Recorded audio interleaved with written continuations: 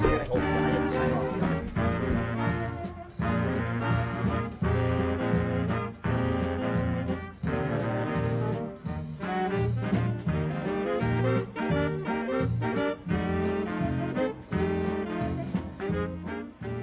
Meet the Chicago Historians will return right after these messages. Hey friends, do you love Italian food? Oh, I've got the right place for you to go. And that is Sarantos Village Restaurant at 2318 North Manheim Road in Melrose Park. You can enjoy a wonderful Italian buffet for only $9.25 for at lunchtime Monday through Friday, or for dinner Fridays only. That's all you can eat Italian buffet for only $9.25.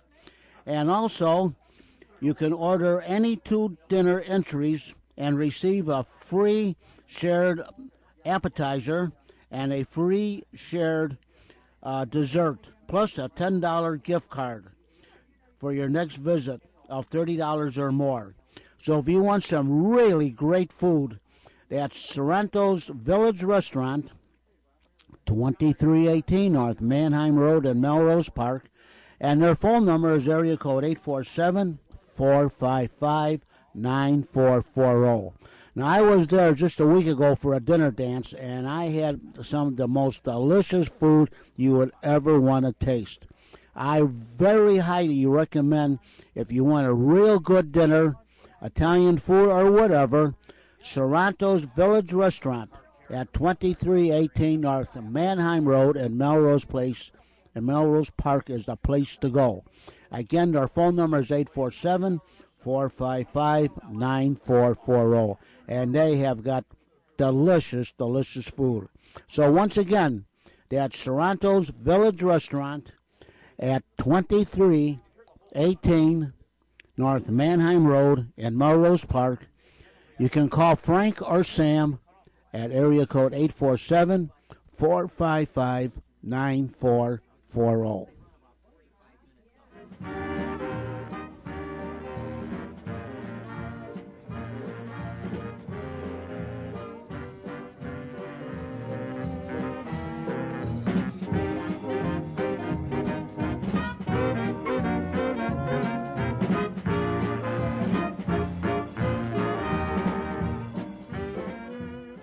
And you are listening to Meet the Chicago Historians, direct from the John DeVita Broadcast Center.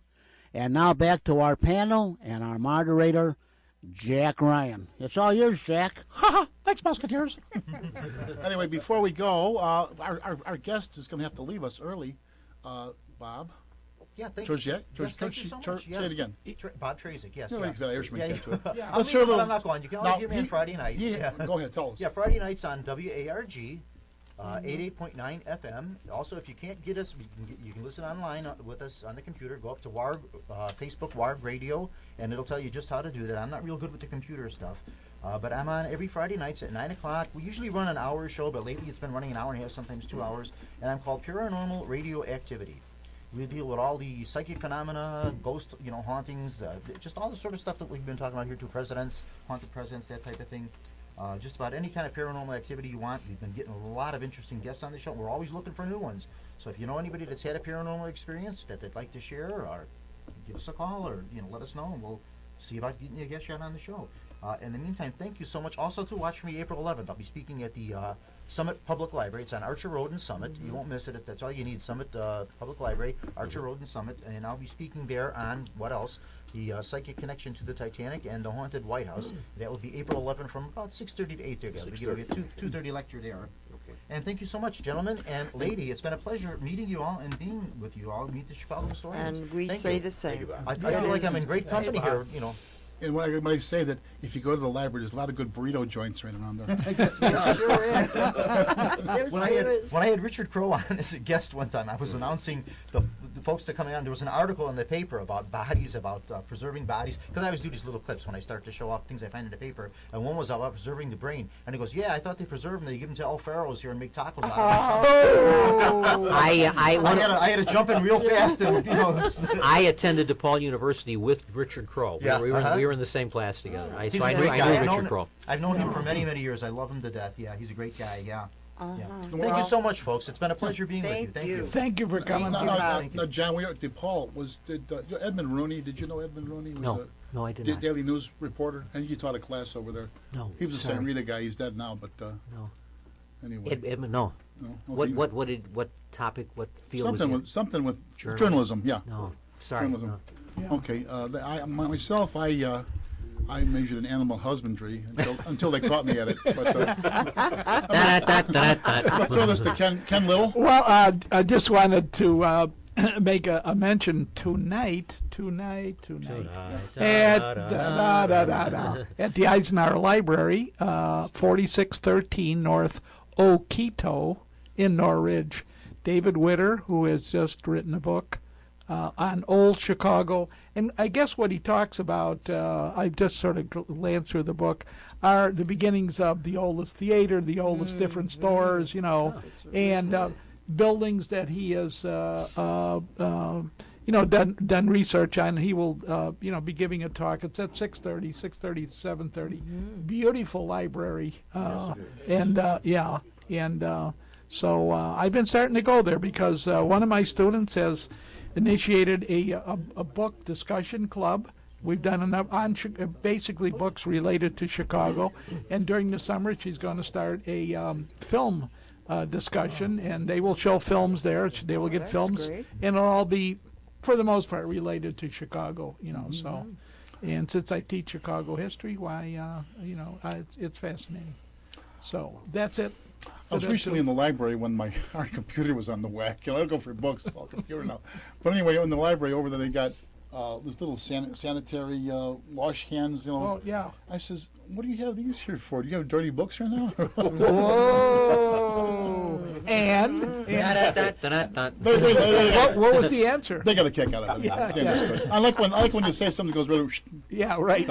Yeah. We had a new district commander, and as people have said before, I did a little pro wrestling for about 7 years, part-time basis on the job. Well, the new commander was brought in. He was being driven around. I'm not going to say his name. He's still living. His brain's dead, but he's still living. But they're driving him around the district. There was a Chicago one, and the guy named Bob Davino I'd worked with in 21 must have told him he was driving him. So I was making some Xerox copies, and he comes over and says, Ryan, is it true you were a pro wrestler? Yeah. What was your name? Where did you wrestle? What did you weigh? And then he says, oh yeah, is that stuff phony or what? And I said, well, put it this way, Commander. It's the second phoniest profession I was ever associated with. And he says, it was the first. And he was serious, so. There we have it, right? Woo! Yeah. I thought it was a good answer, wasn't it? Yeah, it was a good answer. Yeah. It's called. Oh, excuse me, Yeah. No, John. Go ahead. No, I was going to say that's called dark humor, Yeah. and this being the month to talk about the Black history, we'll probably segue to something like that in a few minutes too. I was just going to say, Ronald Reagan once said that politics is the second oldest profession on earth, and it has much in common with the first. Yeah, one of my partners, Joe Mescal. Did you know Joe from the? No, you went. He was the.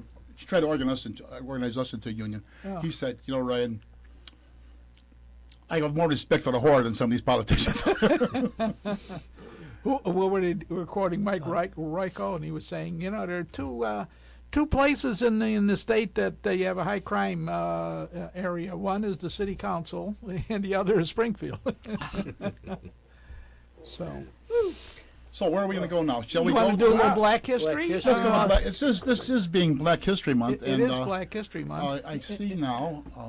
You've done some research on it? Well, you know what, Jack? There's just so many variations and peoples involved with that, and some we know, some we don't. But and we seem to always stay within the range of Martin Luther King and that. But there are some facts about Black history, and one again back to Chicago.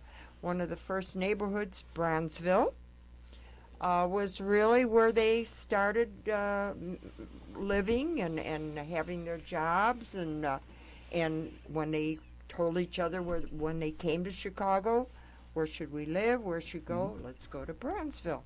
Well, in interpreting it from that angle, it became an an area with nice shops and a lot of entertainment areas and all the jazz, and the New Orleans group came in, and and really made it a famous place that we ourselves, supposedly the word white people, even went to that area for great entertainment. Yeah. Sure. And so I think the teenagers will love hearing this. In 1981, we have our group called the Rolling Stones, who had a previous title to their band that was like, Joe's Place or something like that.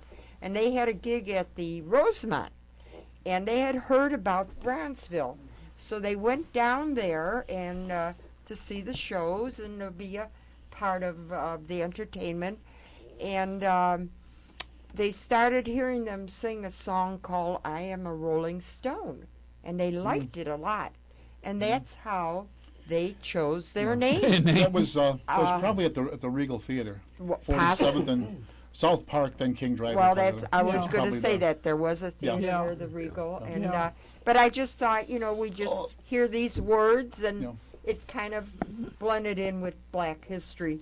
But I worked over there, and people used to say, "Is the Regal Theater still there? Is the Club de Lisa still there?" Well, the Regal did get renovated, and it got to be a blossoming thing, and then I never heard it anymore. They moved out. They tried the new theater, New Regal or something on 75th. I don't know if that went over. No, 79th, one. just east of Stony Island. There you go. See? Yeah, the old Regal is gone, and the club. The Lisa, is that the way the? The Lisa. Yeah, you that's say gone. pajamas. I say pajamas. So. Is that what you say? Well, I don't know where. I don't know where any though. I'd rather go a natural. Yeah. Yeah. Go ahead. No, well, I'm just interpreting that. Go ahead. I'm trying to bring up a few names that we just never hear much Please, about. And there's a person here called Jesse Binga, who founded the Chicago's first black bank, and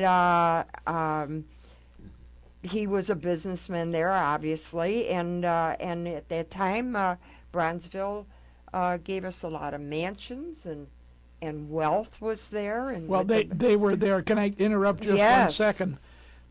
Jesse Binga's name comes up because I think he was possibly the first black in the country to have his own bank. He was also in the real estate.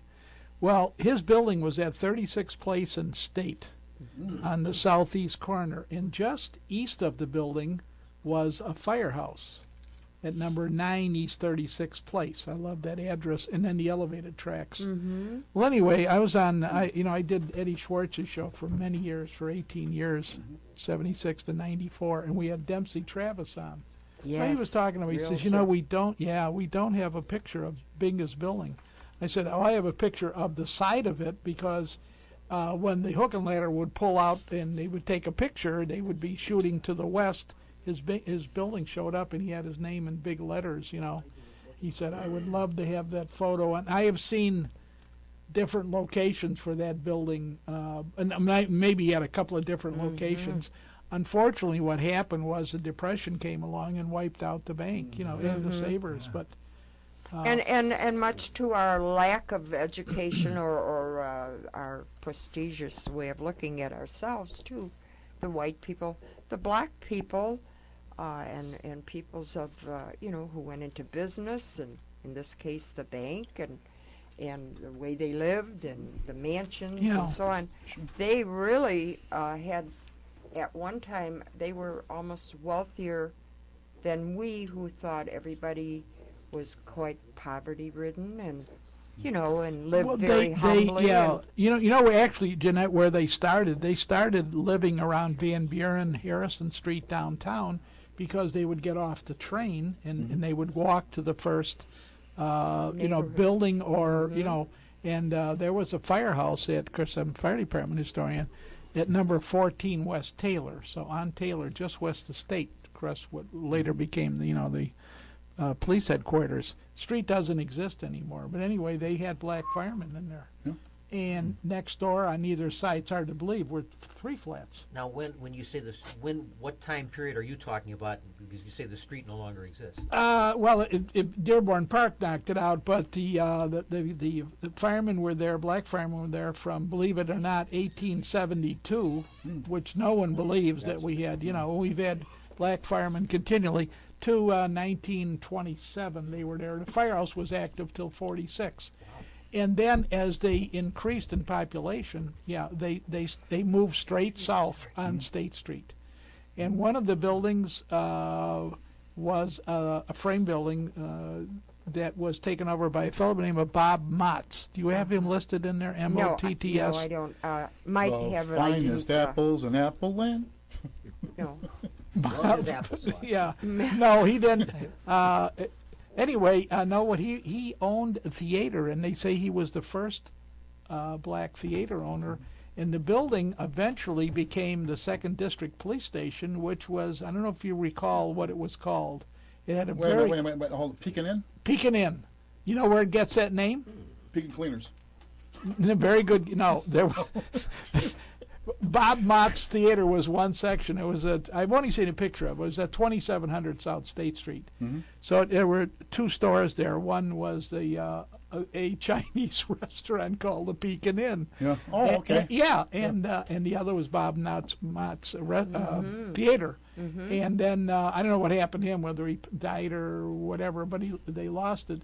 And then the police moved in, and they didn't know what the hell to call it. The neighborhood, so that sign was on there. We'll call it Pekin Inn. But there is the Pekin Cleaners. There is a Pekin Cleaners. Origin from around there. Yeah.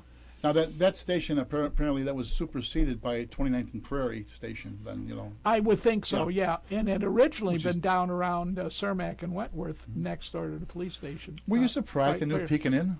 Yeah, Pekin Inn. I wasn't on the job then, but Yeah, isn't that a strange name? You see, but so the blacks blossomed in Chicago, literally. Definitely, You've got a bank, a real estate office, lawyers. And these are the middle class, a bourgeoisie, so to right. speak. I mean, they were working their way up. Very definitely. We. It was a thriving. I remember walking through there in the late 40s. Right. I mean, we have to praise praise that accomplishment. Oh, that possibly has been. Yeah. Other than Bronzeville, they were calling this area the Black Belt, I believe, and only perhaps about 3 to 4 blocks wide. Yeah, I think they kept moving straight south on State Street, and then they went out. Mm-hmm. Then they went out and it was the best of accomplishments. As far as portraying themselves. There were a lot of mansions on Michigan Avenue, and there's still a few out there. There's also like South Park was like say up around 40s. It had been a predominantly German Jewish neighborhood. Yeah, one time. Marx a lot of the big lived churches had been synagogues there. Yeah. And as you said about I got a story on this one on the different. We're gonna get back to you. That's all right. I got to get this out. I'm thinking about. Yeah. But anyway, there were a lot of like Comiskey had a mansion on Michigan. Yeah, around and so did Armour, the Packer. Yeah. And he used to walk to work every day. Armour? Over to the yards. You know why he used to walk to work? Because if he ran, people would think he was swift. Oh! Wow. I thought we were doing history here. On that note, I can see it. Y'all set up real well. On that note, Bronzeville was home to bitter disappointments, but notable accomplishments as well. In Providence Hospital, Daniel Hale Williams, a black doctor, performed perhaps the first successful heart surgery. Yeah. Open heart surgery. And open heart surgery. He didn't have much choice. You know why? One guy stabbed another or something, right? They brought in an emergency patient. He had a stab wound in his heart. And so he had to open it up, and he saved him, I guess. And he had no choice. He had no choice. Yeah. But you're right. It's the first successful open heart surgery. And then its streets inspired the novelist Richard Wright, transfixing word portrait Native Son, which is a very prominent story and picture. And there, like you had all said, it was nightclubs and restaurants, and It gave us the famous Savoy Ballroom. Yeah. And so, sometimes we hesitate to bring up the accomplishments of anybody other than the people's work. And it was a neighborhood that supplied all the wants of the people. Yes. They didn't have to go outside. They didn't own all the stores, but they worked in all the stores, and they were always accepted. That's what I love about Chicago. If there was a black person on a bus or in a theater or anywhere, you accepted them. In school, It's And in those days, blacks were certainly not welcome to shop downtown. I think that's one aspect. The transition of downtown. Well, yeah, but that's an interesting comment, because if you walk into any building, what's a public building? A building owned by the public, Right. but a hotel lobby, a department store, they wanted people to come in. So they, when you say that they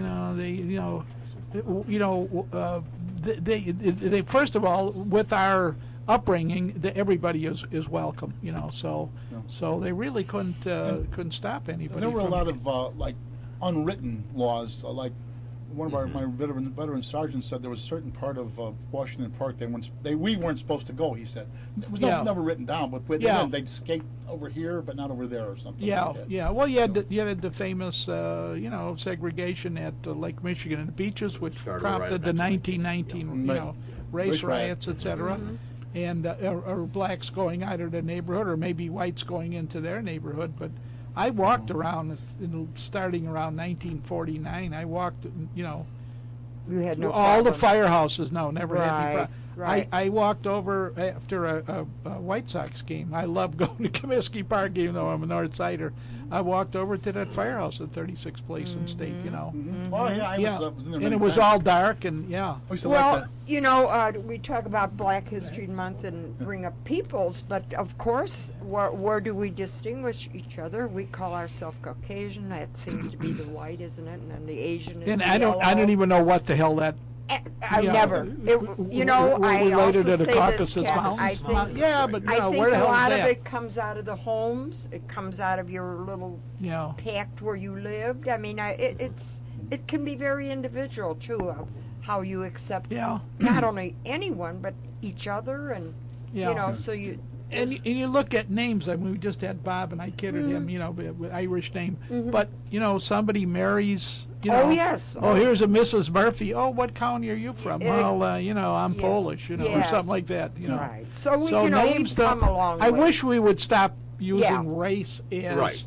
In all our, what's your race, and census forms, or as they say, give questionnaires, that person yeah. a chance. Yeah. Let them.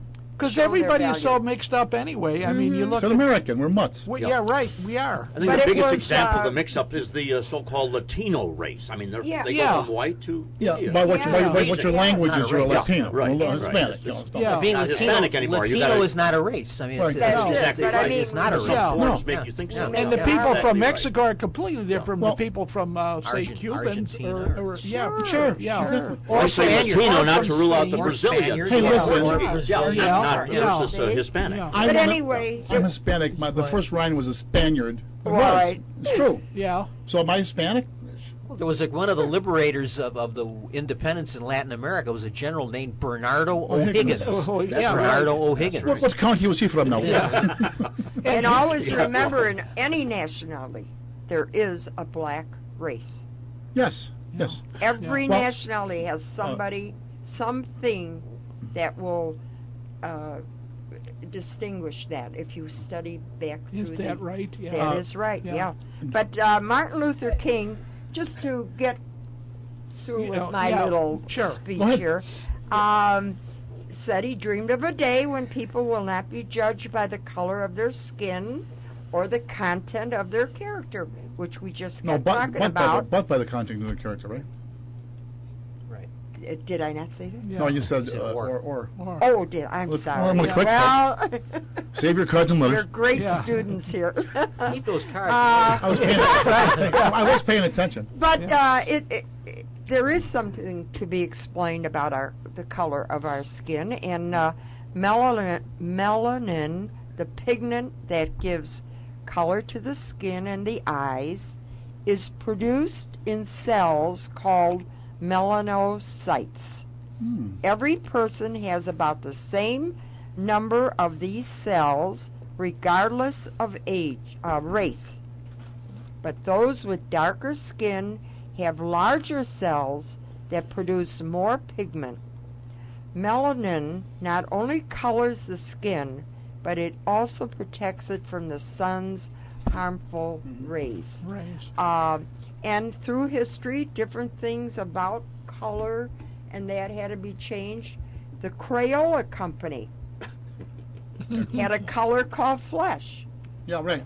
And they had to end up calling it chestnut so that it would not be an indication that this We used to use the expression flesh-colored. Right. art. Yeah, right. Yeah. And They But that's had not to skin take color. away the word Uh-huh. flesh That's right. Yeah. because it pertained to so many peoples, yeah, right? Yeah. And That's interesting. a jaundiced baby has yellowish skin.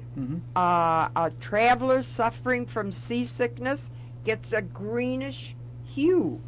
And a silver miner suffering from now here we go, ARGYRIA turns blue or bluish gray. Wow. So we all have symptoms of the word color. Yeah. Yes. And of course the Asians, right away it's the yellow. Sure. Yeah. And so on and so That's forth. that's But- something that's very interesting. We Well- all have those pigments in there. Right, makeup. but we have a tendency to just use And the word black or I- white. If you and don't, so- you're in trouble. Like the people are albino or no pigment and they can't Yes. stay out in the sun or whatever. Yeah. Mhm. Can I say something? Yeah. You sure can, Okay, Jack. I remember now, and this is in our high school, I think it was a senior science, was it, I don't remember, or general science, or Father Andrews brought us a copy of the Scientific American down. What the article was, there is no white race, because you have Caucasians who are white, pink, tan, brown, dark brown, and almost black. People of India are Caucasians. Yeah. People like these different Pacific islands like Micronesia, Melanesia, they may be dark as can be, but they're not Negroid. They are actually Caucasoids. Yeah. By everything Yeah, else. that's why I say I wish we would just do away with Yeah. race completely. That's like it's another thing. It's hard to like on the police department. You'll have what race it is, and people put down someone from India or from say Iraq or Iran or somewhere as Asian Pacific Islander, which I think they're referring now to your Oriental race. Is Oriental okay to say now? I don't know. Asian's a bad word too because there's so many Caucasoids in Asia, right? And I don't like the idea of we can't use certain words. Yeah, I don't either. No, Yeah. no. Yeah. That's Some are disgusting words. We don't use those anyway. No, I mean, but- And who all of a gets to sudden, make the rules? who's the arbiter? Yeah. Who's the arbiter here? Well, Right? the N word I wouldn't use. I mean, that's No, that's I a mean, problem but there right are there. self-appointed individuals who I have a decide cousin. what is acceptable and what Yeah. not acceptable. My one cousin does that all the time. She does, yeah. And we've gone from Negro to black to African American. Each has its phase. Yeah. And that's a good example. Colored or Yeah. black or Colored, something like that. Now, And you see it in literature. In Signs of the history. South would say colored Well, restroom. National Association of Advancement of Colored People, the National Yeah. Association of Advancement of Colored People. Well, of course, they were formed when that was the word. Yeah. When I was taking classes at Wilson Junior Branch, was in 71st and Stewart, now superseded by the Kennedy King. Yeah. The kids in class, they weren't just kids. There was some old young adults. There was some kind of an essay we had in English about how many different terms that have been used, Moorish Americans, and so on. And the teacher, Mr. McDonald, says, "Which one do you prefer?" Now, Negro was the popular one. This is middle '60s, right?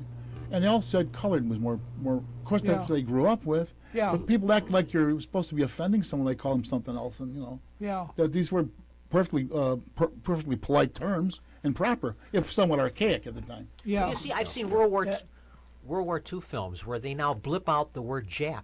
I mean, it's ridiculous. Yeah, I mean, it's that's ridiculous. It was part of the war. It was part of reality then that they were referred to. mean- And it's in a It sense got- only an and- abbreviation. and now we say they- Brits. Yeah, it's I mean, Think of any sure. British person taking Or offense to Brit. Yanks for Yankees. Yeah. I mean, is that a derogatory term? But it's now hard to see how I've you seen can. it where they actually bleep out. Yeah. Yeah. And it's That's absurd hard to because understand. you'll see It's history. It's history. you You can't there are change it. Right. subs. They bleeped out the word. We had 14 is Jap strange, subs, yeah. and it's Yeah. ridiculous. It's just it's political correctness. And you know, of John, an absurdity. that word Jap during World War II almost got the company Jay's Potato Jay's Chip Potato Chip, yeah. out of Mrs. Jap. business. Mrs. Jap. Because Yeah. that was their last that was name. That was their origin of last Jay's name. Potato Chip. Exactly, and that's how Yeah. it changed. Before But that's how strong that is. But I'm just saying that now to go back and Oh. retroactively take that out of war movies Right. Yeah. is it's, Right, it's an Yeah. affront to It's like- logic Yeah. because that's what people actually said. Yeah. Well, they want to do the you'll same never- thing with Mark Twain. They want to remove the reference to what we call that the was N-word now. All Yeah. Yeah. Yeah. Hard call. That is the originality. Right. That's Yeah. where it has to stay. And- that yeah, was and an that's- era. That that's was what a he time. wrote. That, How yeah, about this one? Right. The Marx Brothers' first movie, The Coconuts, Yeah. 1929. I think Groucho was 37 at the time. Well, he's registering Chico at the Chico at the Chico. desk. And he says, would you care for a suite on the 5th floor? He says, no, I'll take a Pollock in the basement. Well, Channel 9 knocks that out. Knocks that out, huh? That's Yeah. what they said, folks. Yeah. Yeah. Yeah. Right. Blame Adolf Zucker and Paramount Pictures, not me. Yeah. It's true. Which It is brings us true. down. That John- covers a lot of ground. You cover a lot of ground too. Somebody's going to tear you down and blow up a parking lot. Poor old Margaret Dumas. She had no clue as to his joke. right, She you hear didn't this. understand his joke. That's why she made such a great straight lady. Yeah. She had that deadpan expression because she didn't understand the She wasn't gags. getting it. Her Yeah, it last wasn't- performance, her and Groucho recreated the Hooray for Captain Spaulding on the Hollywood The Palace. African- Hooray for And she died Captain away. Spaulding. Yeah. The African yeah. Explorer. And she died Someone called me just Schnorrer. the next Yeah, right, day right, or right, something like that. I thought Schnorrer, they were just making up a phony word. It's a Yiddish word for a mooch. They say a Schnorrer will eat your food with your teeth. And on that happy note, John wants us a break again. Oh, okay, John, take it away.